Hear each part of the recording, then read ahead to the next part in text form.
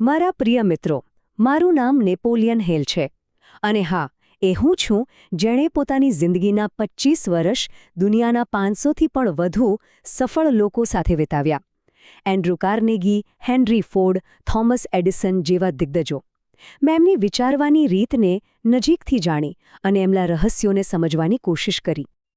અને આજે હું અહીં એ જ મહાન દિમાગો પાસેથી શીખેલા સૌથી ઊંડા અને કિંમતી પાઠોમાંથી એક પાઠને ઉજાગર કરવા માટે આવ્યો છું. એક એવું સત્ય જે જીવન જોવાની આખી દૃષ્ટિ બદલી શકે છે. ક્યારેય એવો વિચાર આવ્યો છે કે એવું કેમ થાય છે?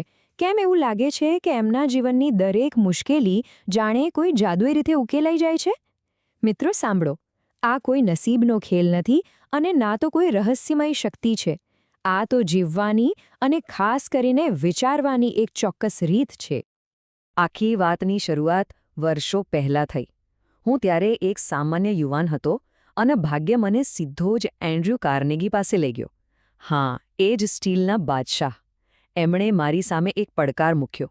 નેપોલિયન, જા અને દુનિયાના સૌથી સફળ લોકોના મગજમાં શું ચાલે છે એ શોધી કાઢ. અને એ લાંબી સફરમાં મેં એક વાત સ્પષ્ટપણે જોઈ. આ બધા સફળ લોકો ક્યારેય ડરના ગુલામ ન હતા. એટલે મેં કાર્નેગીને પૂછ્યું કે તેઓ આટલા નીડર કેવી રીતે રહી શકે છે? ત્યારે મને સમજાયું કે સાચી સફળતા બહારની વસ્તુઓમાં નથી, પણ એ અંદરના અતૂટ વિશ્વાસમાં છે કે અંતે બધું સારું જ થવાનું છે. તો ચાલો હવે મારા આખા સંશોધનના મૂળ મુદ્દા પર આવીએ. આપણે એ સમજીએ કે સફળ લોકો ડર જેવી સામાન્ય લાગણી સાથે આખરે કરે છે શું?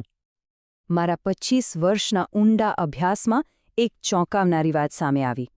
98% લોકો નિષ્ફળતા, નુકસાન કે બીમારીના ડરને કારણે પોતાની સાચી ક્ષમતા સુધી પહોંચી જ નથી શકતા. પણ એ બાકીના 2% લોકો છે ને, જેઓ દુનિયાના સૌથી મોટા લીડર્સ અને કરોડપતિઓ બને છે, એ લોકો ડરને જાણે હસીને ઉડાવી દે છે.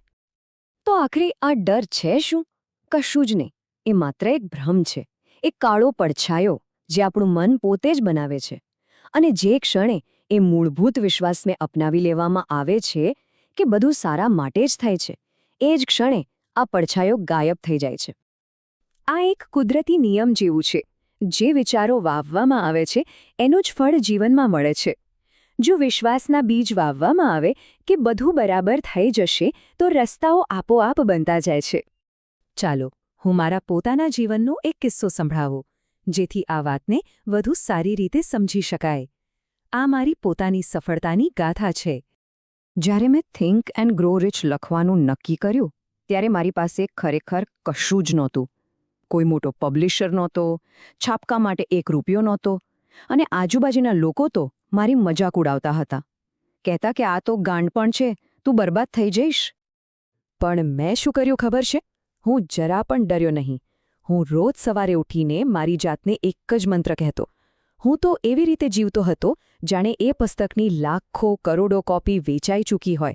હું મનમાં એક ચિત્ર જોતો કે લોકો એને વાંચીને પોતાનું નસીબ બદલી રહ્યા છે. અને પરિણામ?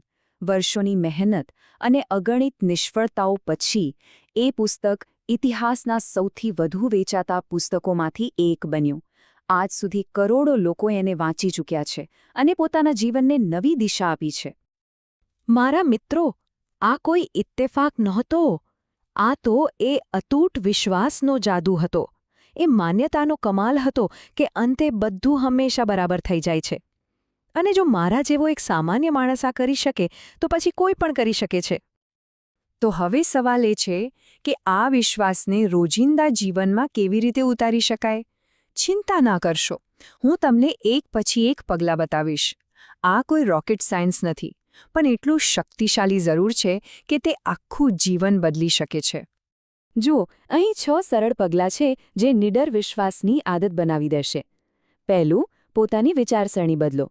બીજું, ભૂતકાળની સફળતાઓને યાદ કરો. ત્રીજું, જાણે કે એ રીતે કામ કરો. ચોથું, બીજાને મદદ કરો. પાંચમું, નકારાત્મકતાથી દૂર રહો. અને છઠ્ઠું, રોજ આનો અભ્યાસ કરો. ચાલો હવે આ દરેકને જરા ઊંડાણથી સમજીએ.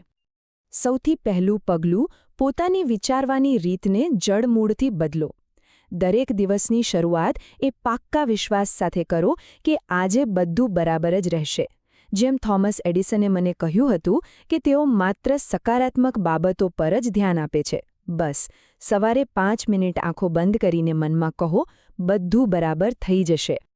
હવે બીજું પગલું, ભૂતકાળની એવી ઘટનાઓ યાદ કરો જેમાં છેલ્લે બધું બરાબર થઈ ગયું હતું. એક નાની ડાયરી બનાવો અને રોજ રાત્રે એવી ઓછામાં ઓછી 3 ઘટનાઓ લખો. ખબર છે આનાથી શું થશે? તમારું મન એટલું મજબૂત બનશે કે ડર નજીક આવતા પણ ગભરાશે.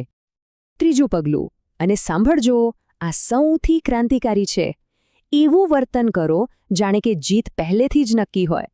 એન્ડ્રુ કાર્નેગીએ મને શીખવ્યું હતું કે સાચા વિજેતાઓ રમત શરૂ થાય એ પહેલાં જ પોતાને જીતેલા માની લે છે. એટલે માથું ઊંચું રાખીને એક વિજેતાની જેમ ચાલો. ચોથું પગલું છે બીજાને મદદ કરવી. હેનરી ફોર્ડે મને એકવાર કહ્યું હતું, બીજાની સફળતા એ મારી પોતાની સફળતા છે.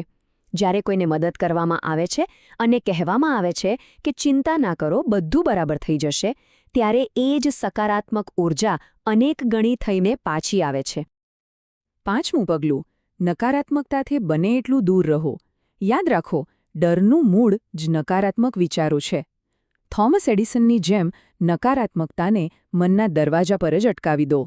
જો ટીવી કે સોશિયલ મીડિયા ડર ફેલાવતા હોય તો એને બંધ કરી દો. સારા પુસ્તકો વાંચો, પ્રેરણા આપે એવી વાતો સાંભળો. અને હવે છઠ્ઠું અને છેલ્લું પગલું, આ બધાનો રોજ અભ્યાસ કરો. આ કોઈ 1-2 દિવસનો ખેલ નથી. સફળતાની સાચી ચાવી નિયમિતતામાં છે. મારા સંશોધનમાં જેટલા પણ કરોડપતિઓ હતા એ બધા જ દરરોજ આ નિયમ પાળતા હતા.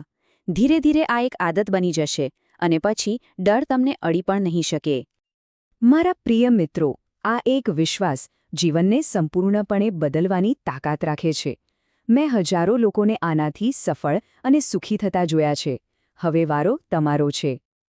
તો સવાલ એ છે કે શું આ પરિવર્તન લાવવા માટે તૈયારી છે? કારણ કે શક્તિ તો હવે તમારા હાથમાં જ છે અને શરૂઆત આજથી જ થઈ શકે છે. બસ આ એક વાક્યને દિલમાં ઉતારી લો, એને જીવનનો મંત્ર બનાવી લો, એને પોતાની હકીકત બનાવી લો. કારણ કે યાદ રાખજો, અંતે બધું હંમેશા બરાબર થઈ જાય છે.